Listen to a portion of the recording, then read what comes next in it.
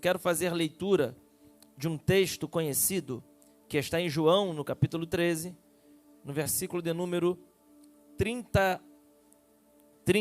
Nós vamos ler do 30 ao 38, isso aí, do 30 ao 38. Foi João, capítulo 13, verso 30. João 13, 30. E tendo Judas tomado o bocado, saiu logo, e era já noite. Tendo ele, pois, saído, disse Jesus: agora é glorificado o homem, o Filho do homem, e Deus é glorificado nele. 32. Se Deus é glorificado nele, também Deus o glorificará em si mesmo, e logo há de glorificar. Filhinhos, ainda por pouco estou convosco. Vós me buscareis, mas como tenho dito aos judeus, para onde eu vou, não podeis vós ir. Eu vos digo também agora, um novo mandamento. Jesus falou um novo, olha só. O Senhor tinha dado 10 mandamentos a Moisés, amém ou não amém? Jesus agora está dizendo, eu te digo um novo mandamento. Olha só, um novo mandamento. Versículo de número 34. Que vos ameis uns aos outros, como eu vos amei a vós. Quem também vós uns aos outros, que também vós uns aos outros vos ameis. Versículo 35. Nisto todos conhecerão que sois meus discípulos, se vos amardes uns aos outros. Disse-lhe Simão Pedro: Senhor, diga Senhor, para onde vais? Jesus lhe respondeu: para onde vou, não podes agora seguir-me, mas depois me seguirás. Disse-lhe Pedro: por que não posso seguir-te agora? Por ti darei a minha vida. 38. Então respondeu-lhe Jesus: tu darás a tua vida por mim? Na verdade te digo que não cantará o galo enquanto não me tiveres negado 3 vezes. Repita comigo. Você precisa me amar. O texto bíblico que eu acabei de falar fala sobre a peça principal da Bíblia. O personagem principal da Bíblia é Cristo, Jesus, o Senhor. Aquele que tem todo o poder nos céus e na terra e que de fato é aquele que norteia a Bíblia. Se colocarmos Jesus no começo, Ele vai nos dar direção. Se colocarmos no final, Ele nos protege ao ponto que ninguém pode nos atingir pelas costas. Se colocarmos em qualquer situação Jesus por cima, Ele nos protege, nos dando obviamente segurança de tudo que possa cair sobre a nossa vida. E se colocarmos Ele embaixo, Ele vai ser base para que possamos seguir na nossa caminhada. Jesus, em qualquer lugar onde nós o colocarmos, Ele será bem aceito. E o importante, o interessante, é que quando Ele entra em qualquer local, qualquer lugar, Ele toma conta dos outros espaços. Jesus tem isso com Ele, em tomar conta dos espaços onde Ele está. E a Bíblia, ela começa a relatar Jesus em todos os momentos, inclusive no Antigo Testamento. Eu vejo Jesus no Gênesis, lá em Gênesis 3,15, quando Deus fala que da barriga da mulher nasceria um que esmagaria a cabeça da serpente, a alusão era Jesus. Em Isaías 11, quando o profeta disse que do rebento de Jessé nasceria um, e por esse seria exaltado, e o reino de Deus seria estabelecido, eu vejo Jesus. Eu vejo Jesus em todos os temas, em todos os textos. Eu consigo enxergar Jesus lá no Antigo Testamento, no Talit, quando pelo Tissirice Deus ordenou em Levítico que as pessoas usassem o talit e as franjas para que pudesse retratar e fazê-los lembrar dos pecados. eu vejo Jesus como proteção, como aquele que nos cobre, como aquele que nos cuida. Jesus, ele é poderoso ao extremo, e por isso, pelo menos 4 livros da Bíblia, evangelhos, melhor dizendo, vão ser ditos, escritos, aonde o personagem principal é Jesus. São eles os evangelhos de Mateus, Marcos e Lucas, e também o evangelho de João. Existem algumas diferenças nesses evangelhos, obviamente. Os primeiros 3 evangelhos, sendo eles Mateus, Marcos e Lucas, são evangelhos sinópticos. A sinopsia é a singularidade da ótica, é olhar para a mesma direção de posição diferente, com perspectivas diferentes. Então Mateus, Marcos e Lucas vão contar a história de Jesus para querer afirmar a um certo povo que Jesus de fato era aquilo que eles acreditavam que eram. Primeiro, quando Mateus escreve o evangelho que tem o seu nome, ele vai dizer que Jesus, ele escreve propriamente dito aos judeus, lembrando que Mateus era o publicano, aquele que não era bem visto pela comunidade judaica.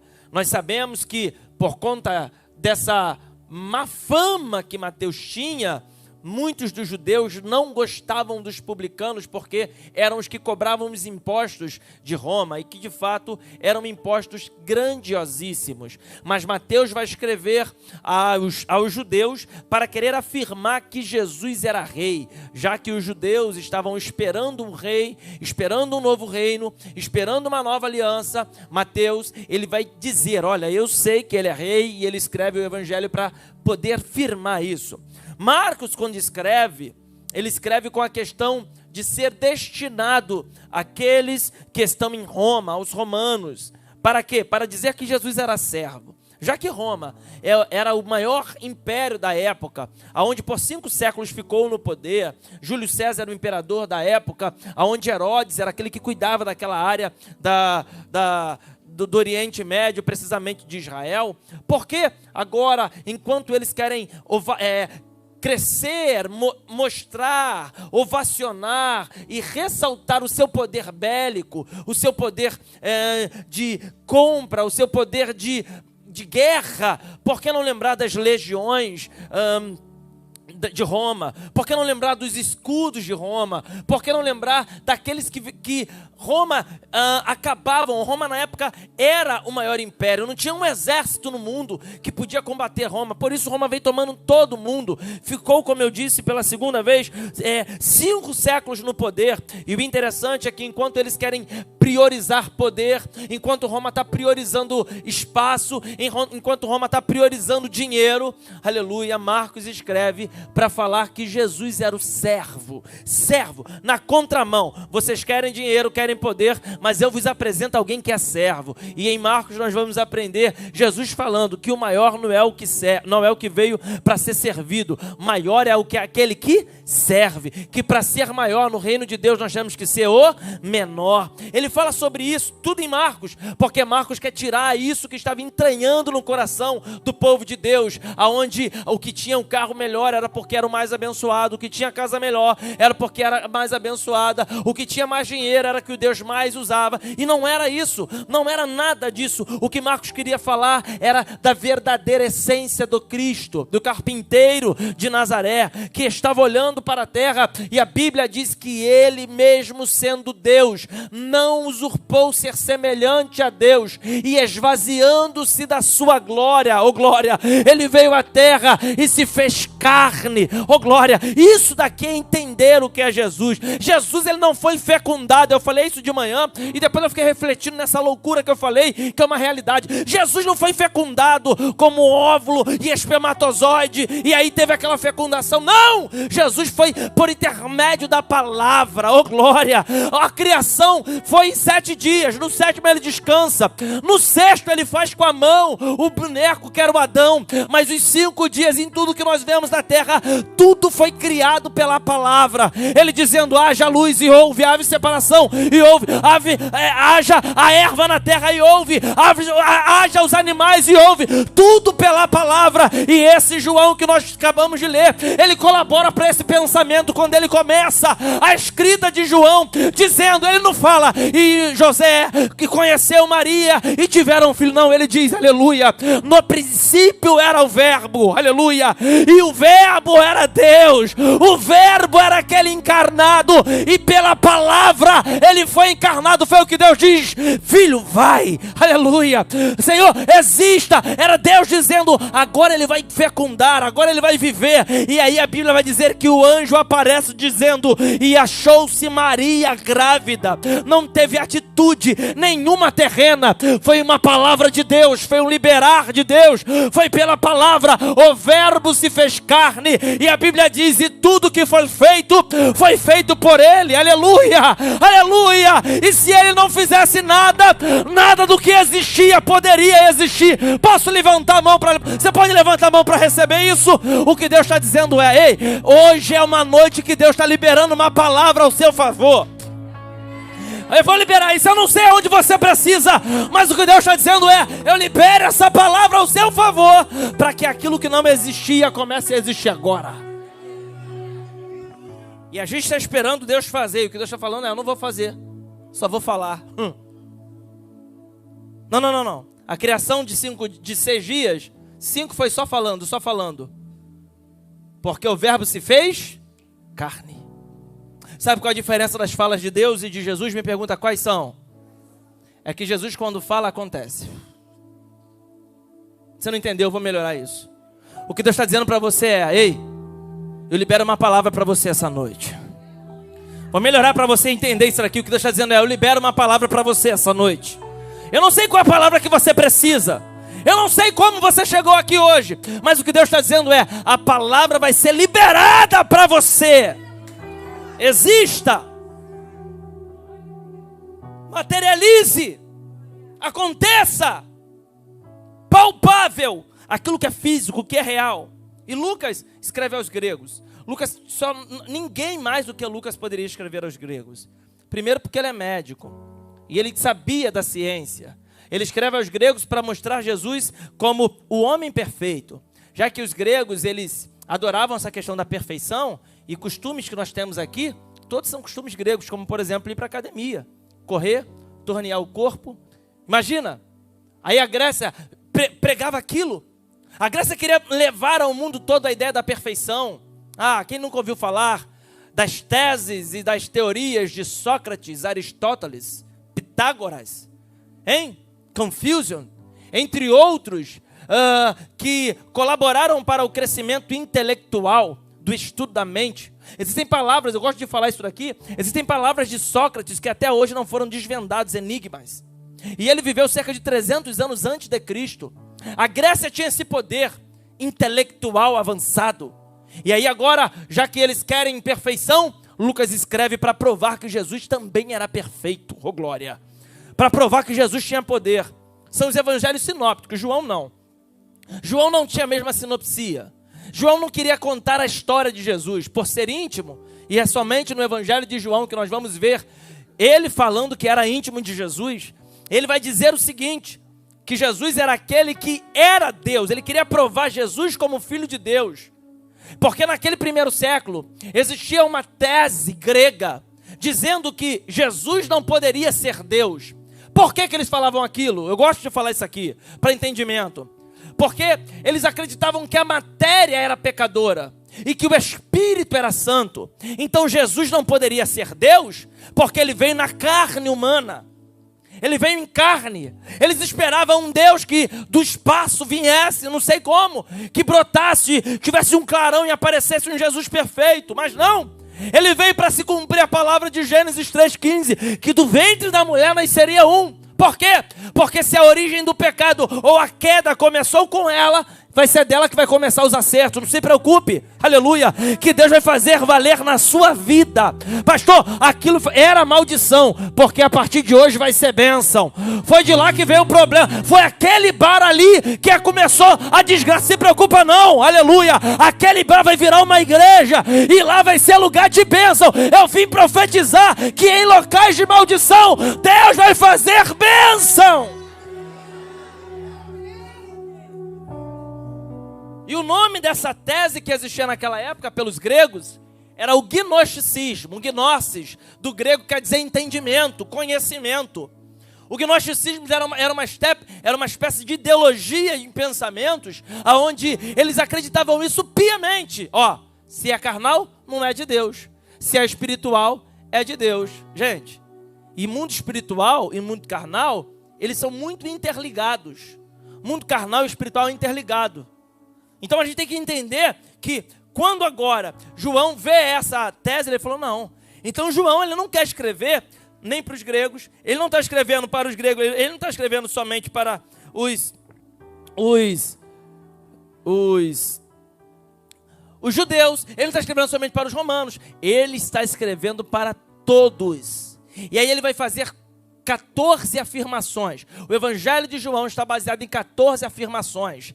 7 afirmações eram de palavras que somente um Deus poderia falar, como por exemplo, eu sou o pão vivo que desceu do céu, eu sou a luz do mundo, eu sou o sal da terra, eu sou a porta. Ele vai pegar 7 afirmações e ele vai também pegar 7 milagres que somente um Deus poderia fazer, cada um de uma espécie, a ressurreição, o milagre do servo, do centurião. Ele vai falar todos os milagres ali, 7, aonde somente um Deus poderia fazer. Da mulher samaritana, ele vai falar do paralítico de Betesda. Eram milagres de formas diferentes. Ele não repete um tipo de milagre, porque ele queria comprovar com 7 afirmações que Jesus era Deus, e ele consegue fazer isso. E o mais interessante, entendam isso, é que quando ele vai começar a falar sobre essas particularidades, ele vai contar de um dia em que Jesus pela última vez estaria tranquilo, em paz, sem ser perseguido,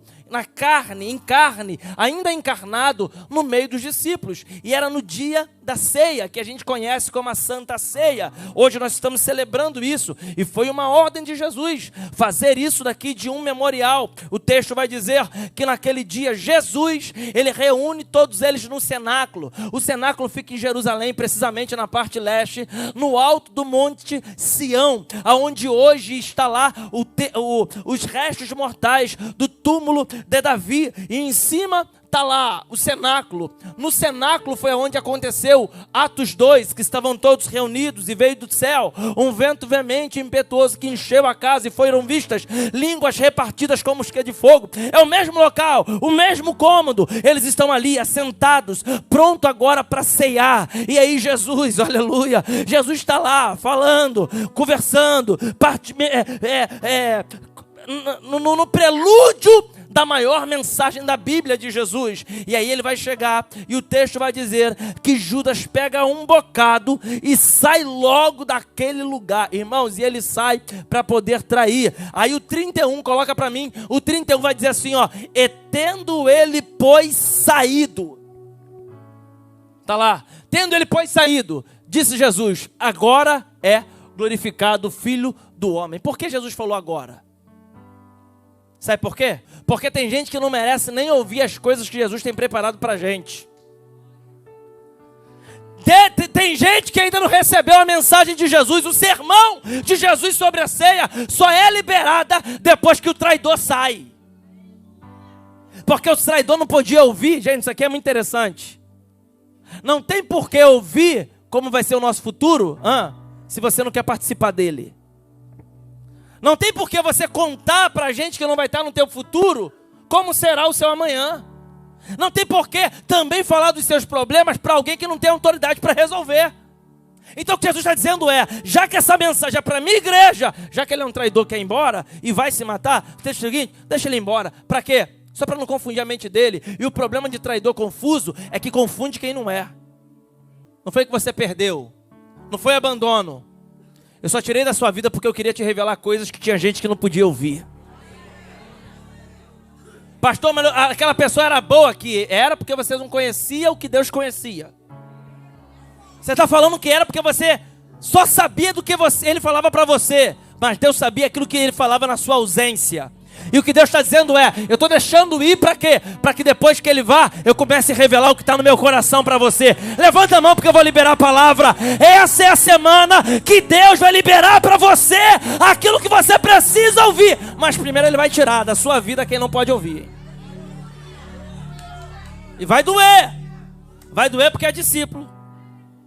Vai doer porque tem cargo de confiança. É ou não é?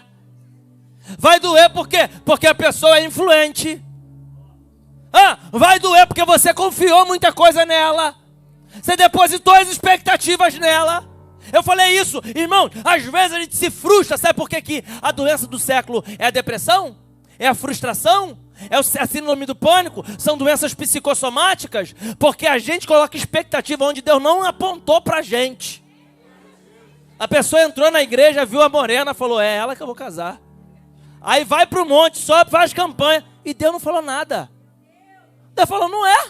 Não, você nem perguntou a Deus. Aí você começa a ficar frustrado. Por quê? Porque a morena está andando com outra. Aí você quer sair da igreja, quer se frustrar, mas você colocou no seu coração uma base pelas suas vontades, pelos seus desejos, pelos seus favores. E uma coisa, Deus não é obrigado a se submeter às suas questões. Amém ou não amém? Olha para alguém e fala, Ele é Deus. Não, pastor, porque agora é aquela casa. Se não é aquela, aí entra na campanha. E vem terça-feira, e vem quinta, e vem domingo de manhã, vem domingo, sobe monte. Não, estou numa proposta aí para Deus me dar aquela casa. Deus vai me dar a minha casa. Deus falou que ia te dar? Deus falou que ia te dar? Então, antes de você querer colocar qualquer parâmetro de conquistas para a sua vida, primeiro pergunte se é do Senhor isso que você está querendo. E eu vou falar uma coisa para você, a maioria das coisas que a gente quer para a gente, Deus não quer. Sabe por quê? Porque a gente olha com o olho. A frase é meio Dilma Rousseff, como o pastor Bruno falou, né? Mas você está entendendo. É ou não é? A gente olha como? É aquilo, foi o Sansão da terra. O pai dele falou assim, ó, o Manoel falou, não. Não tem uma daqui das suas irmãs para você casar? Tem mulher hebreia, que bonita. Aí a Bíblia diz assim, irmã Érica, olha. E Sansão disse a seu pai, pai, porque ela é agradável aos meus. Geralmente o que é agradável ao olho, irmão, não é agradável ao coração. Aí quando pegam ele, tiram a força dele, a primeira coisa, antes de baterem, antes de aprisionarem, o que arrancam dele? O olho. Por quê? Porque aquilo por onde entra a corrupção é a primeira coisa que Deus vai fechar quando Ele começar a querer te exaltar.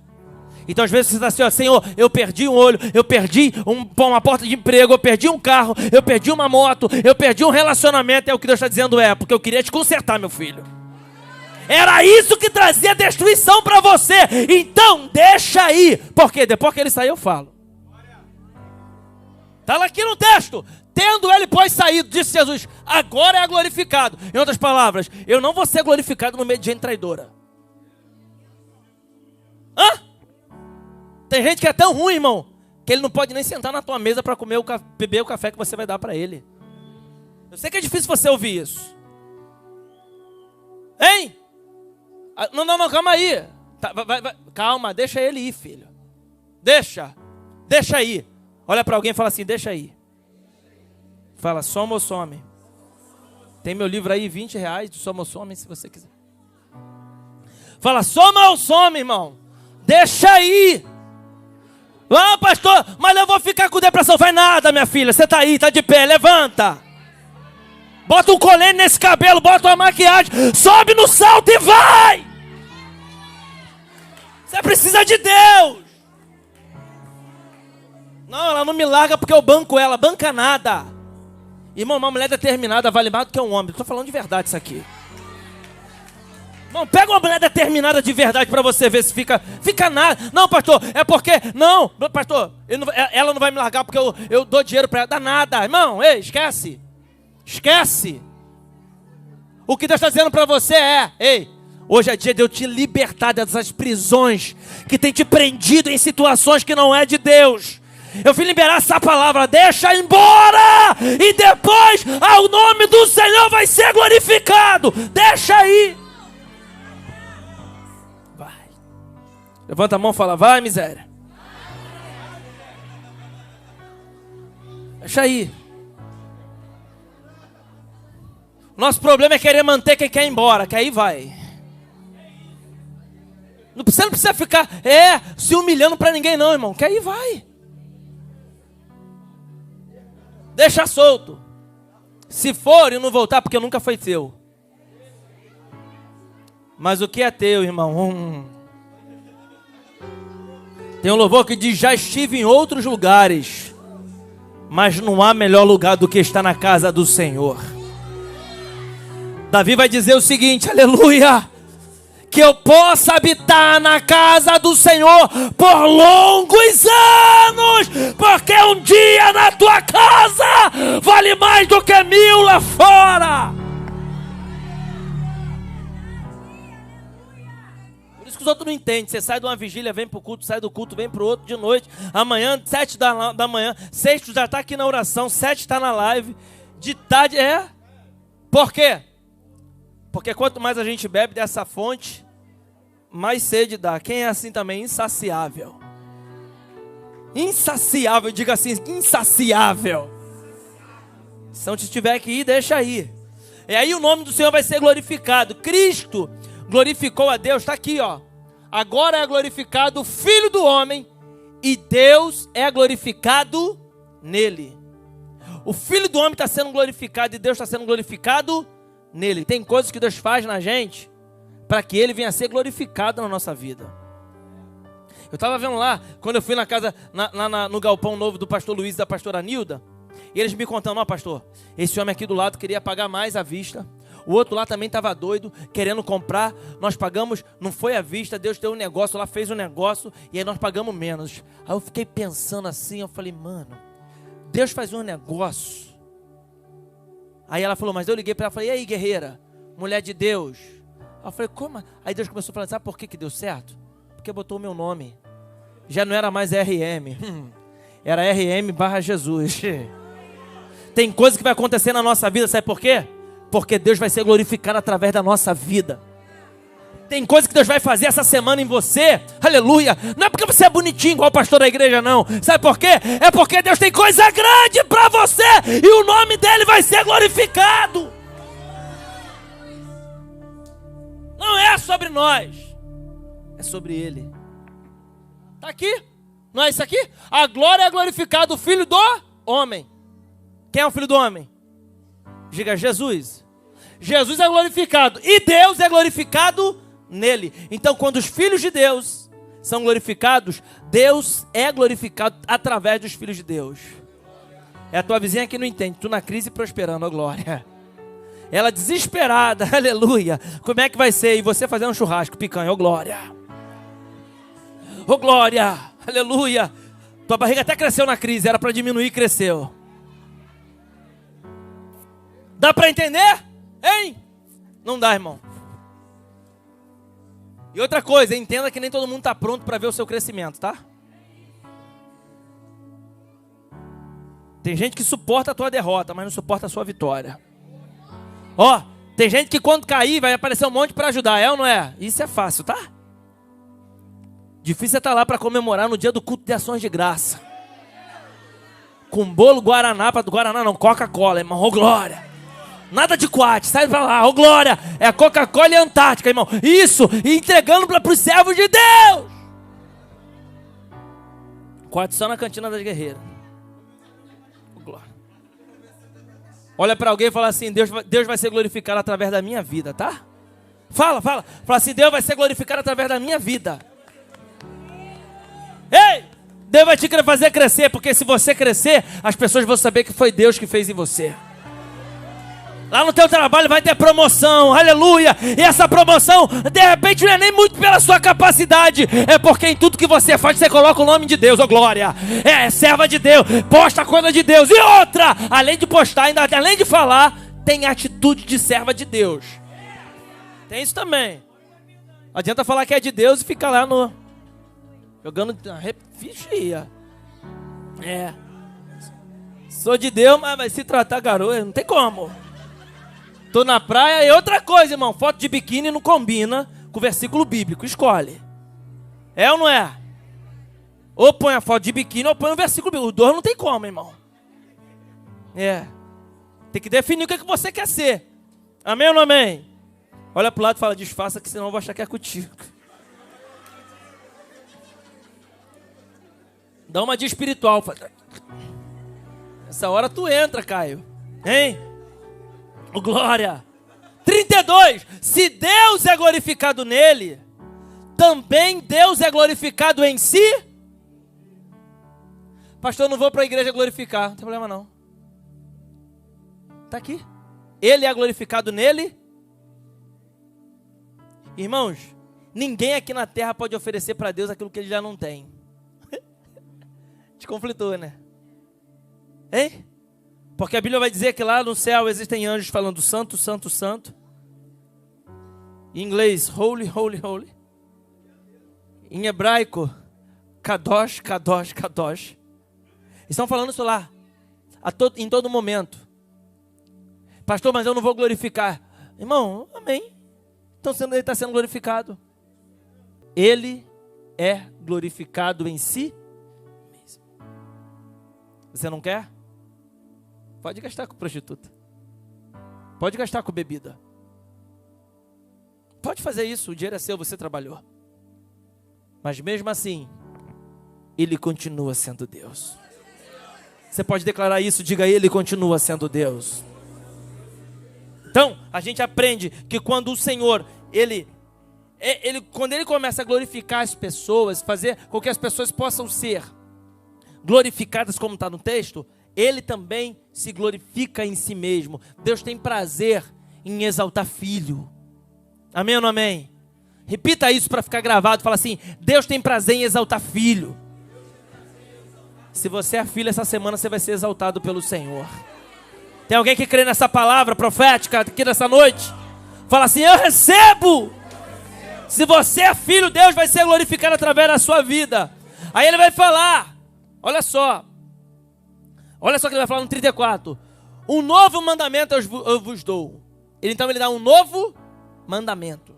E qual é o mandamento que ele dá? E esse mandamento é diferente daquele de Levítico 19, 18. Coloca aí. Levítico 19, 18, ele já tinha falado sobre um mandamento parecido, que diz o seguinte. Isso. Não te vingarás nem guardarás ira contra os filhos do teu povo, mas amarás o teu próximo como a ti. Então, esse amor aqui, irmã Alessandra Nobre, olha qual é. É o amor que eu vou amar o meu próximo como eu me amo. Sim ou não? Então a primeira base para esse amor é o amor próprio. Já que eu me amo, eu vou amar o próximo. Já que eu me amo, eu vou amar mais alguém. Só que agora ele falou, eu vos dou um novo mandamento. Qual é o mandamento que ele dá? Que ameis uns aos outros, como eu vos amei a vós. E aqui tem uma chave muito forte aqui, irmão Nélio. Muito forte. Por quê? Porque ele não coloca esse amor atrelado a ninguém, a não ser ele. Porque aqui ele está se auto-entregando, ele está se auto-flagelando. Ele se entregou à morte. Em outras palavras, ele está dizendo, eu estou amando a pessoa, mesmo que ela não me ame. E mesmo que esse amor seja maior do que o amor que eu tenho por mim. Por quê, irmão? Porque ele estava indo ser crucificado. Quando ele vai começar a falar com Pedro, olha só, pregador, quando ele começa a falar com Pedro sobre as questões que acontecem em Jerusalém, e ele pergunta assim, ó, quem dizes que eu sou? Ele fala, uns falam que tu é João, outro fala que tu é Elias. Aí ele pergunta, aí Pedro fala assim, ó, eu digo que tu és o Filho de Deus. Aí ele fala assim, ó, não foi carne nem sangue que te revelou isso, foi o meu Espírito. Nesse texto, a Bíblia fala assim, ó, e Jesus, dizendo que voltaria a Jerusalém, e que poderia acontecer as coisas que tinham que acontecer da crucificação, Pedro se levanta e fala assim, ó, não, o senhor não tem que ir para lá. Aí Jesus fala para Pedro, para trás de mim, Satanás. Irmão, Pedro foi o único, Pedro ele entrou para a história mesmo. Ele foi o único que no mesmo capítulo foi chamado de espiritual e de Satanás.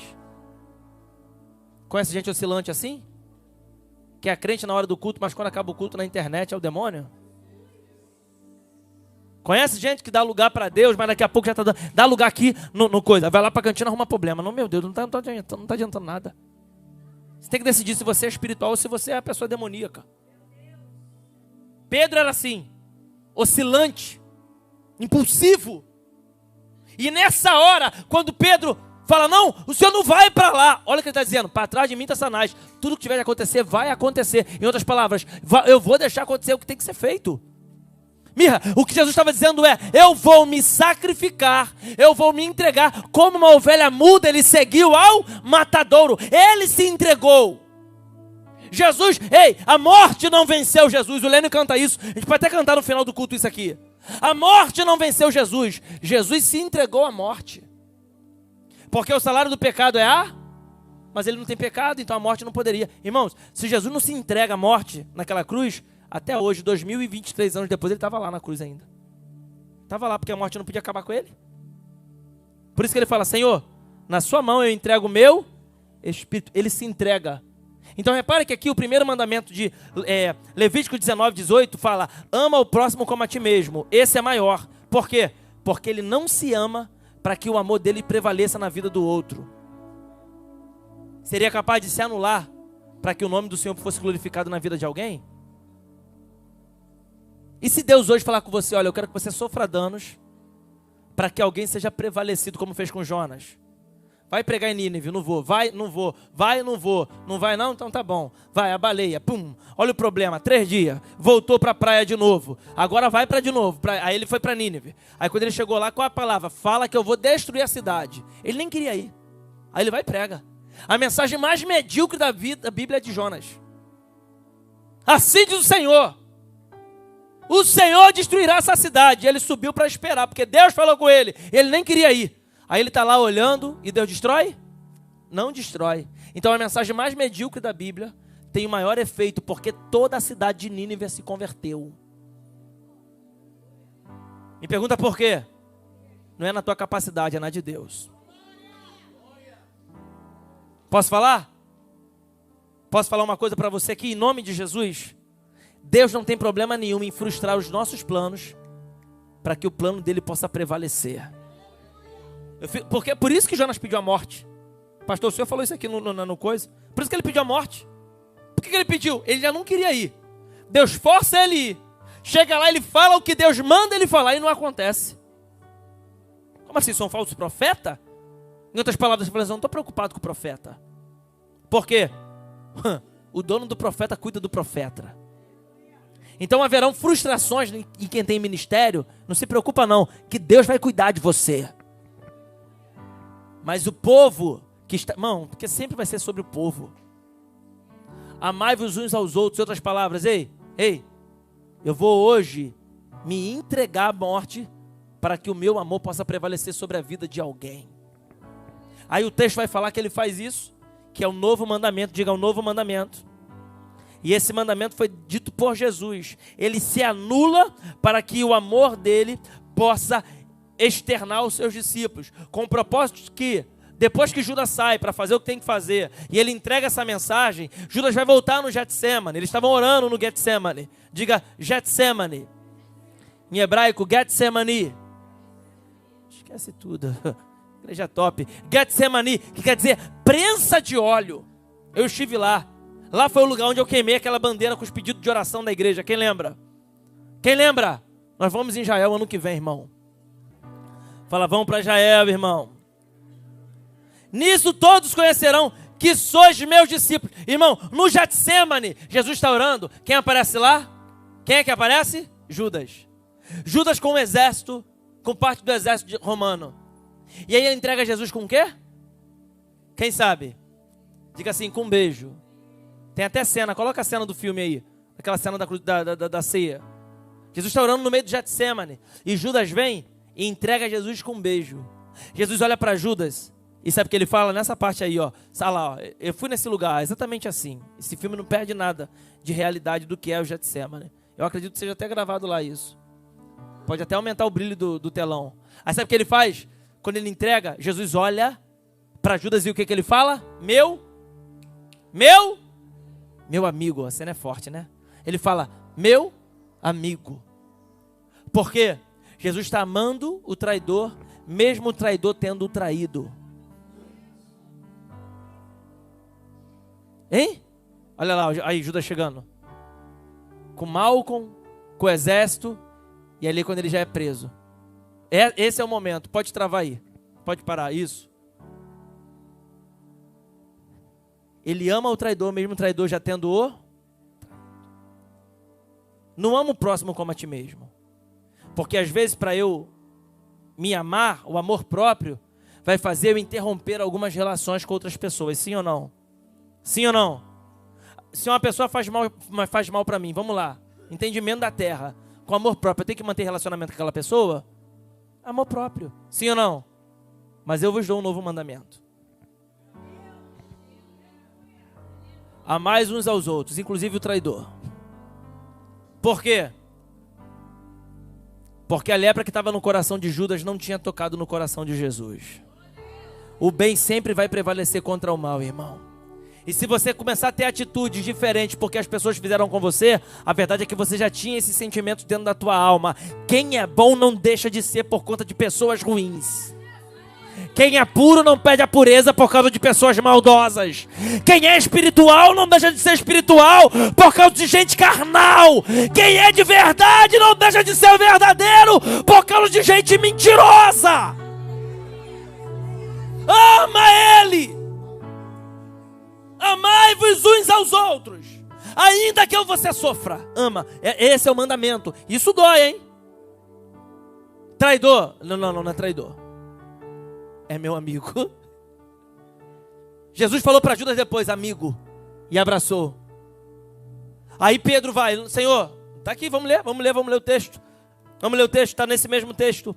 Versículo de número 36. Disse-lhe então Simão Pedro, Senhor, por onde vais?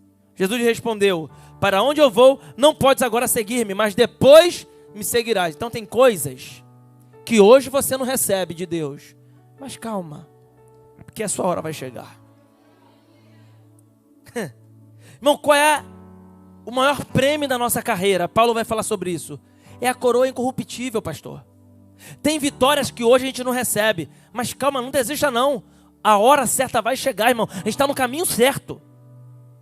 Mas por que Pedro não poderia ir ainda? Porque Deus precisava trabalhar dentro dele. Às vezes a gente não pode ir, a gente não pode receber o que a gente quer, porque a gente não está pronto, a gente acha que está pronto. Sim ou não?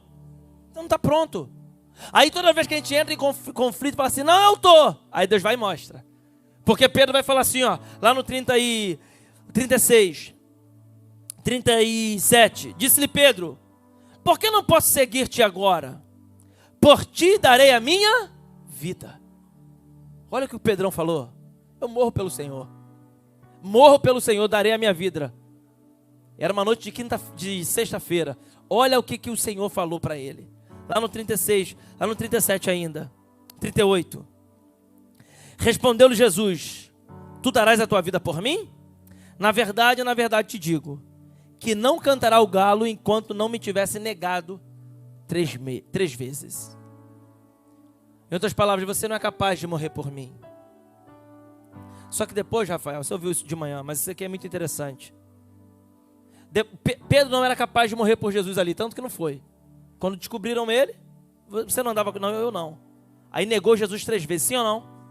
E ele se esconde. Só que lá na frente, Samuel, esse Pedro, ele vai morrer crucificado de cabeça para baixo. Ele não negou pela primeira vez ali, naquele dia. Naquela vez ele negou, e lá na frente ele não nega. Me pergunta por quê? Porque ele não poderia morrer por Jesus sem antes Jesus ter morrido por ele. Eu postei isso hoje de tarde na minha rede social. Liderança, amor, não é falado por palavras, é por atitudes. E Jesus não cobra aquilo dele. Ele que fala, eu não morro. Jesus fala, morre. Morre, em outra palavra, morre, sabe por quê? Porque você não teve exemplo de quem já morreu por você. eu vou morrer por você. Aí lá na frente, Pedro morre por Jesus. Não entendeu? O que Deus está dizendo é, vai passar a época da sua, está passando a época da sua vida, que as pessoas só falavam o que ia fazer por você. As pessoas vão começar a fazer de verdade. Elas vão começar a materializar o que sentem por você. Não vão ficar só nas palavras. O que Deus está dizendo é, eu vou dar pessoas de verdade, ao ponto que elas vão te amar, ao ponto que elas vão se doar, ao ponto que elas vão se anular, para que você fique bem. E esse é o meu mandamento. Amai-vos uns aos, como eu vos amei. Amor. A mensagem de hoje fala sobre amor.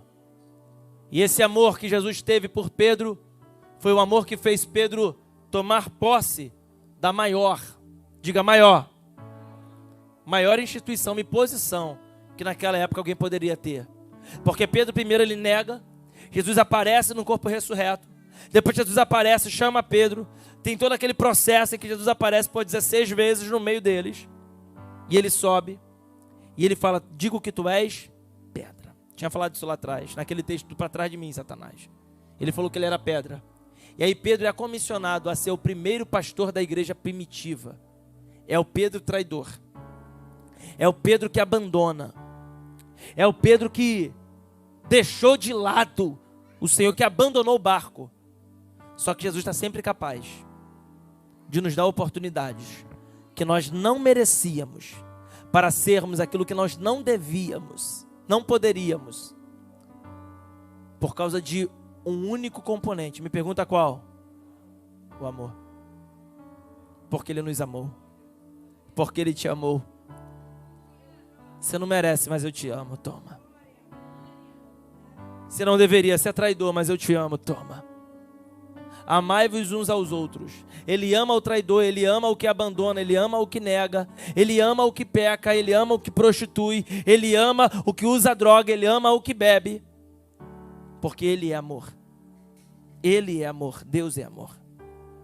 Então hoje eu quero que você entenda que esse amor vai tocar o seu interior, vai tocar a sua alma e vai te fazer ocupar posições que você não poderia mais ocupar.